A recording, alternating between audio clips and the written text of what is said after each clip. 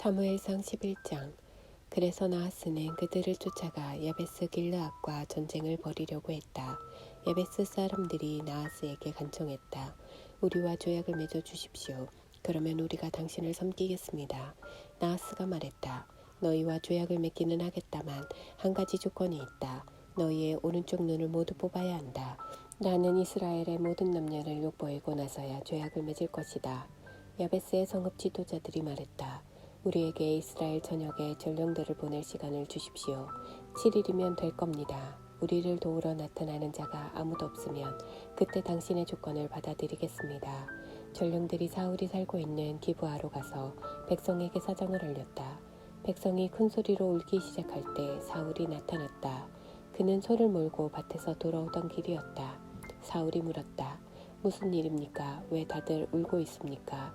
그러자 백성이 야베스에서 온 메시지를 전했다. 그 소식을 들을 때 하나님의 영이 사울에게 임하셔서 그 안에 분노가 차올랐다. 그는 소의 멍에를 붙잡고 그 자리에서 소를 잡았다. 그리고 전령들을 온 이스라엘에 보내 피 묻은 소의 토막들을 돌리며 이렇게 전하게 했다. 누구든지 사울과 사무엘을 따라 함께하지 않으면 여러분의 소도 이렇게 되고 말 것이요.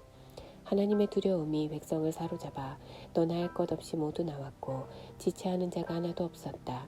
사울은 베색에서 백성을 이끌었는데 이스라엘 사람이 30만 명, 유다 사람이 3만 명이었다.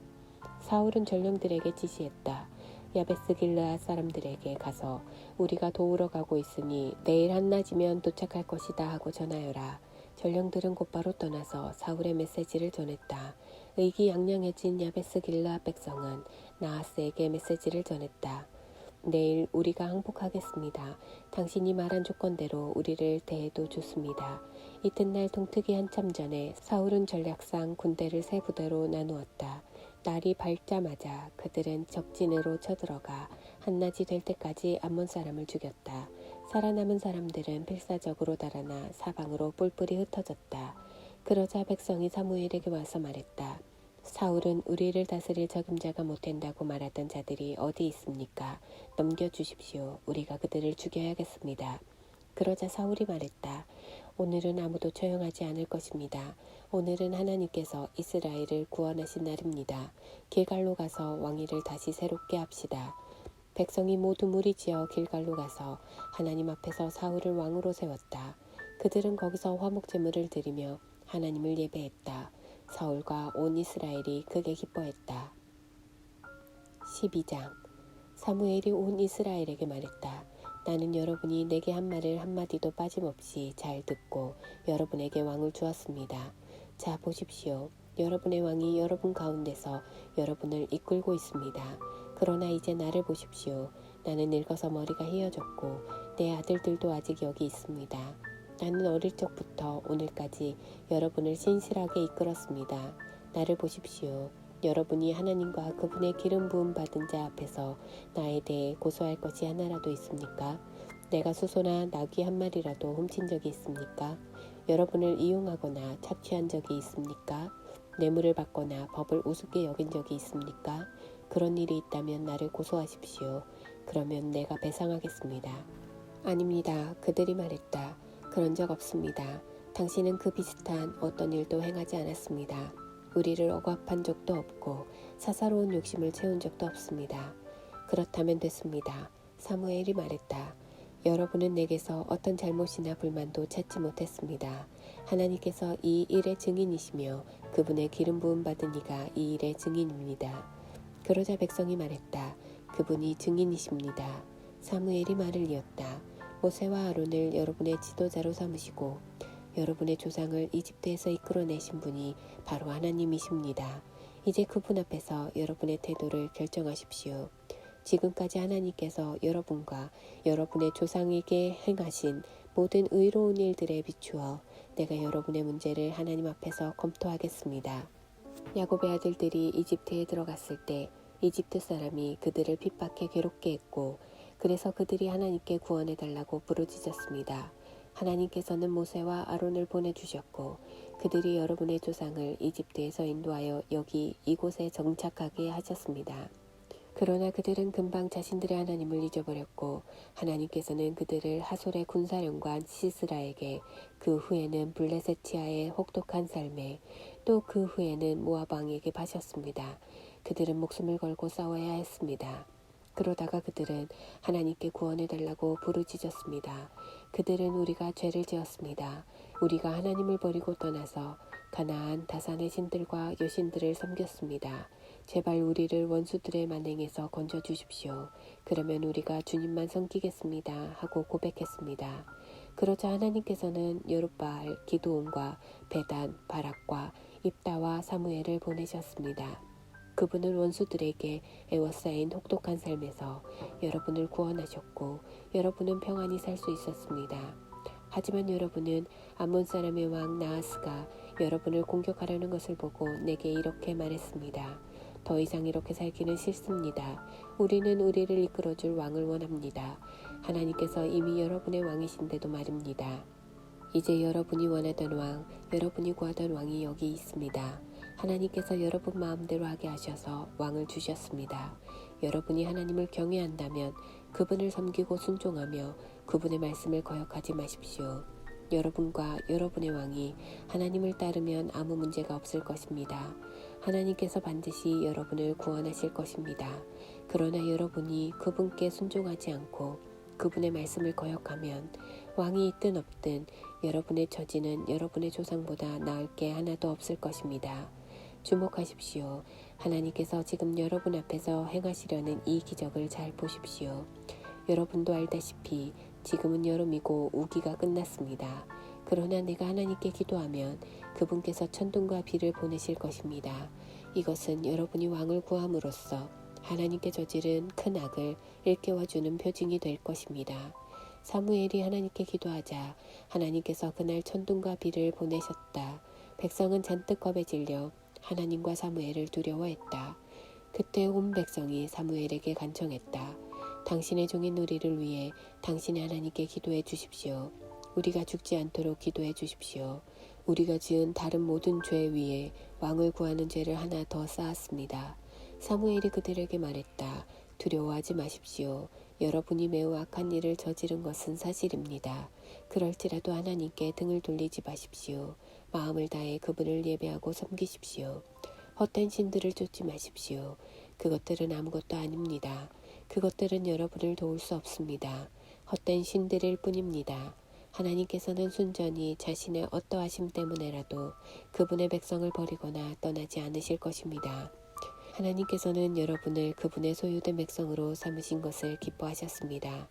나 또한 여러분을 버리거나 떠나지 않을 것입니다. 내가 그렇게 한다면 그것은 하나님 앞에서 죄를 짓는 일이 될 것입니다. 나는 바로 여기 내 자리에 남아서 여러분을 위해 기도하고 여러분에게 선하고 올바른 삶의 길을 가르칠 것입니다. 다만 여러분에게 당부합니다. 하나님을 경외하고 온 마음을 다해 정직하게 그분을 섬기십시오. 여러분은 그분이 지금까지 여러분 가운데서 얼마나 큰 일을 행하셨는지 보았습니다.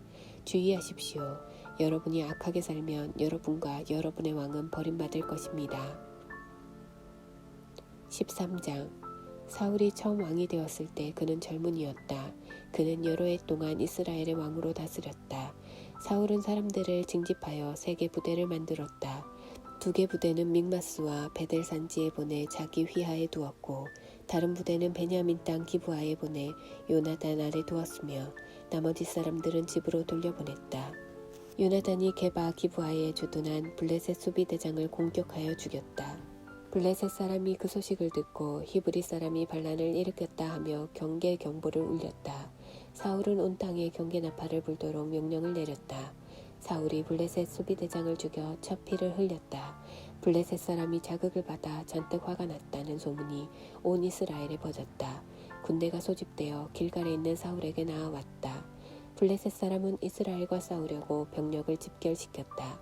전차가 3개 부대, 기병이 6개 부대였고 보병은 바닷가의 모래알처럼 많았다.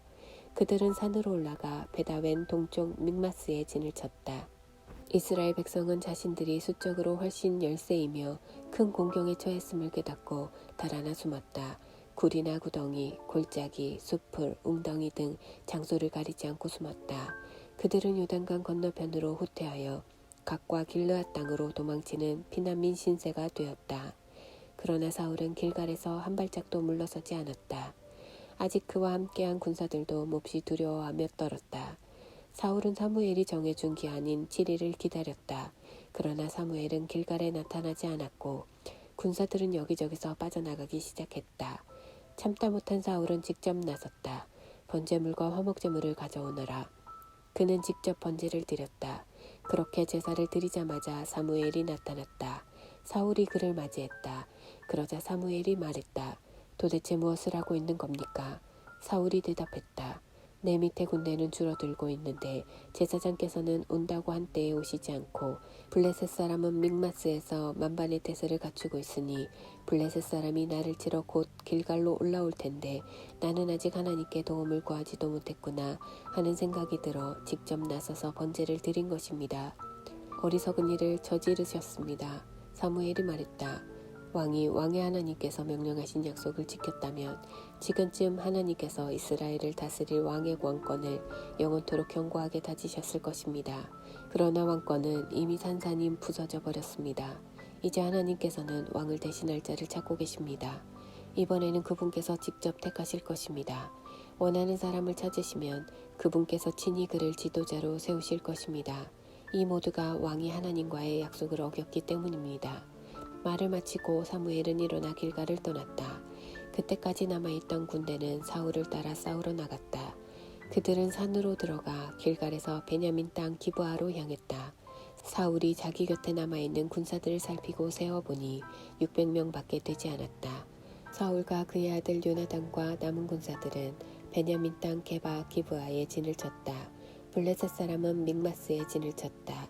블레셋 진에서는 3개의 기습부대를 수시로 내보냈다. 한 부대는 수알 땅 쪽으로 가는 오브라 길을 맡았고 다른 부대는 베토론 길을 맡았고 또 다른 부대는 하이에나 골짜기 가장자리에 둘러있는 경계길을 맡았다. 당시 이스라엘에는 대장장이가 한 명도 없었다. 히브리 사람이 칼과 창을 만들게 해서는 안 된다며 블레셋 사람이 확실하게 수를 써 놓았기 때문이다. 이스라엘 사람이 쟁긴 날 곡괭이, 도끼, 낫 같은 농기구를 갈거나 손질하려면 블레셋 사람에게 내려가야만 했다. 블레셋 사람은 쟁긴 날과 곡괭이에는 은화 1개, 나머지에는 은화 반 개씩을 받았다. 그래서 믹마스 전투가 벌어졌을 때 이스라엘에는 사울과 그의 아들 요나단 외에는 칼이나 창을 가진 사람이 없었다. 그들 2사람만 무장한 상태였다. 블레셋의 정찰대가 믹마스 고갯길에 자리를 잡고 주둔했다.